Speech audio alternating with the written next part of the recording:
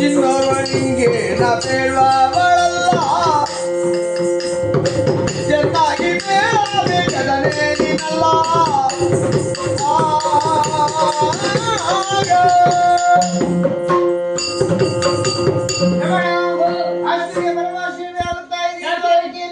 ನಿಮ್ಮ ನಗುಮುಖದಲ್ಲಿ ಏನೋ ಒಂದು ಚಮತ್ಕಾರ ಅಡಗಿದೆ ಎಂಬುದನ್ನು ಭಾಸವಾಗುತ್ತಾ ಇದೆ. ಅರ್ಥೈಸಿಕೊಂಡೆ ಸ್ವಾಮಿ. ತುಂಬಿದಂತಹ ಸಭೆಯಲ್ಲಿ ಅದೆಷ್ಟು ನಾರಿಮನೆಯನ್ನು ಕಂಗೊಳಿಸುತ್ತಾ ಇದ್ದಾರೆ.